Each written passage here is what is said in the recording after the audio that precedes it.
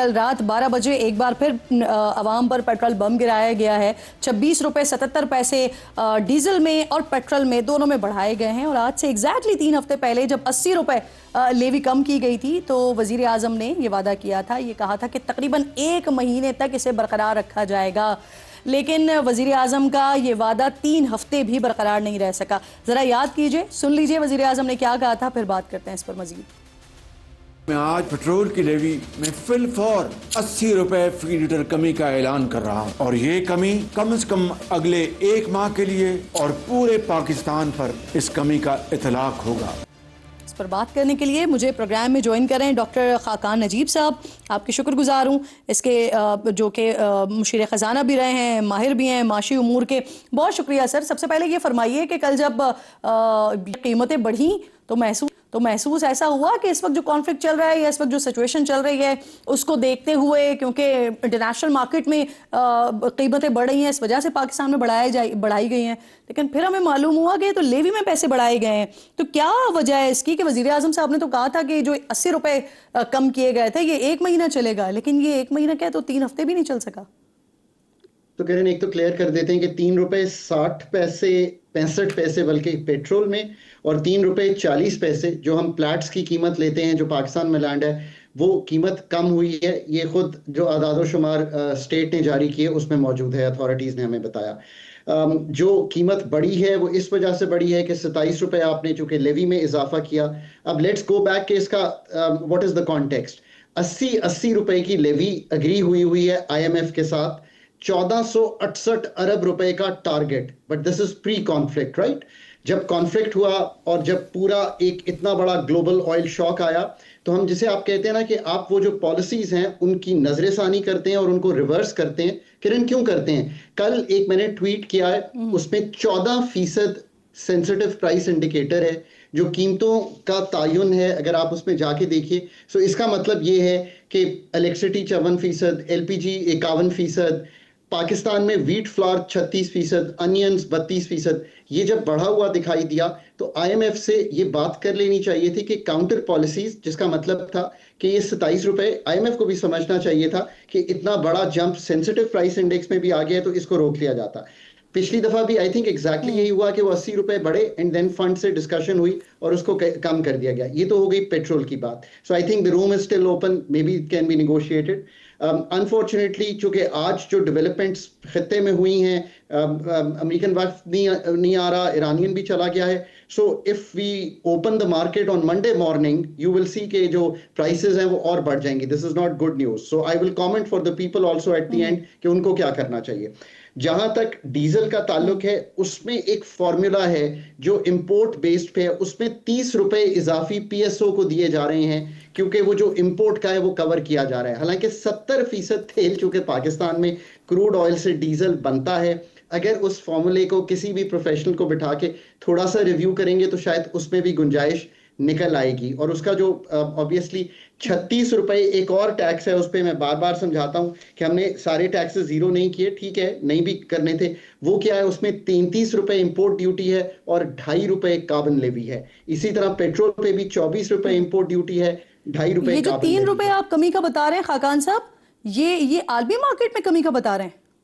درست. عالمی market Dubai plates کی پاکستان لینڈڈ پرائس جو اتھارٹیز نے خود ایگزیکٹلی شائع کیا, میرے سامنے کھلی ہوئی ہے, اس میں 3 روپے 40 پیسے ڈیزل پہ اور 3 روپے 65 پیسے پیٹرول پہ کمی جو ہے وہ دکھائی دے رہی ہے. اب again go back to the I am F, ان سے بات کر لیں.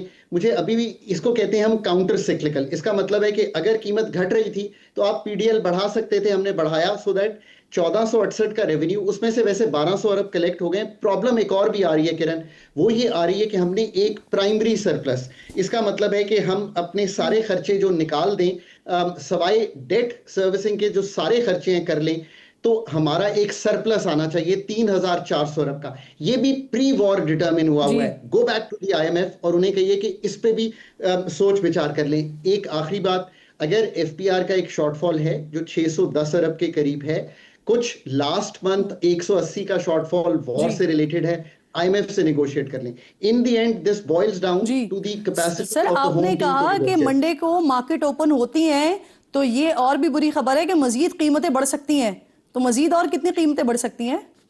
دیکھیے انٹرنیشنل آئل پرائس جو ہے وہ آفٹر دس فیکٹ کہ دونوں حضرات جو پاکستان تشریف لا رہے تھے وہ نہیں آئے اور ایرانین ڈیلیگیشن بھی چلا گیا، جس کی کچھ امید یہ تھی کہ ہم آگے بڑھیں گے. آگے تو بڑھنا ہی ہے، تصفیہ تو ہونا ہے. Pakistan played a great role ایک میڈیٹری کا، ایک نیگوشیٹر کا. تو ایک obviously اس وقت آئل میں ایک اسپائک آ سکتا ہے اگر اسٹریٹس آف ہرموز اسی طرح چلتی ہے. So here's my 2 cents for the people of Pakistan. ابھی میں ایرانی صدر کا بیان دیکھ رہا تھا، میں نے 2 مارچ سے یہ کہنا شروع کیا ہوا ہے اپنی کھپت کو گھٹا لیں، اس کے علاوہ کوئی چارہ نہیں ہے. واٹ ڈز دیٹ مین؟ کرن پروبیبلی آپ اپنے پروگرام میں اگر سب سے امپورٹنٹ میسج دینا، ورک پیٹرن چینجز کریں، ہائیبرڈ ورک کریں، ورک فرام ہوم کریں، جہاں اسٹیگر کر سکتے ہیں timings, virtual meetings, on line جو کر سکتے ہیں کریں، سو دیٹ آپ کا پیٹرول کا بل بچے. Number 2 mobility management. Lockdown almost ہوا وہی ہے، یہ ساری چیزیں آلموسٹ ہوئی بھی ہیں، پر لوگ ابھی بھی اس کو شاید سمجھ نہیں پا رہے کہ یہ کافی لمبا اب چل سکتا ہے. یہ 3-4 مہینے اگر چلتا ہے تو آپ کو بالکل ٹھیک. سر آن اے لائٹر نوٹ، ویسے کل جب یہ پیٹرول کی قیمتیں بڑھی گئیں تو لوگوں نے سوشل میڈیا پر مجھے میسیجز کیے کہ جو ہمارے مہمان آتے ہیں تو کیا سرینا کے بلز ہم پیٹرول سے پیسے لے کر کرتے ہیں. پتہ نہیں مذاق میں کر سکتے ہوں یا نہیں، کیونکہ یہاں پر تو مذاق پر بھی FIRs ہو جاتی ہیں. بہت بہت شکریہ آپ کا ڈاکٹر خاقان نجیب صاحب، آپ پروگرام میں ساتھ موجود تھے. بری خبر آپ نے ناظرین کے لیے دی ہے کہ منڈے تک یہ قیمتیں شاید مزید بڑھ سکتی ہیں، لیکن اس کے ساتھ ساتھ جو اور تکلیف دہ بات آپ نے کی ہے وہ یہ کی ہے کہ جو 26 روپے بڑھائے گئے ہیں یہ لیوی میں بڑھائے گئے. بریک لیجئے، بریک کے بعد یہ جو FIR کی بات میں نے کی ہے نا، اس پر مزید بات کرتی ہیں.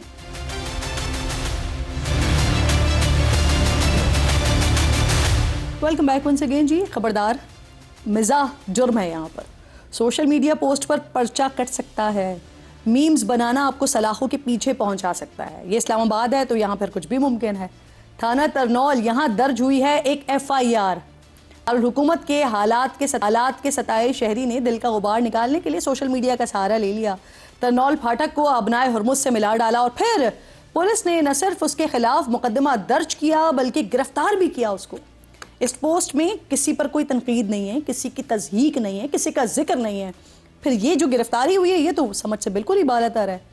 سیز فائر کے دوران آبنائے ہرمز کے معاملے پر سوشل میڈیا پر درجنوں، سینکڑوں نہیں بلکہ ہزاروں اور لاکھوں میمز بنی ہیں. تو پھر کیا سب کے خلاف کیسز بنیں گے؟ سب کو جیلوں میں ڈالا جائے گا؟ اور سب سے بڑھ کر یہ کہ یہ مذاق صرف سوشل میڈیا تک محدود نہیں رہا ہے، خود حکومتی شخصیات اپنی تقاریر میں ذکر کر رہی ہیں اس کا. یاد کیجئے ذرا، سنیے.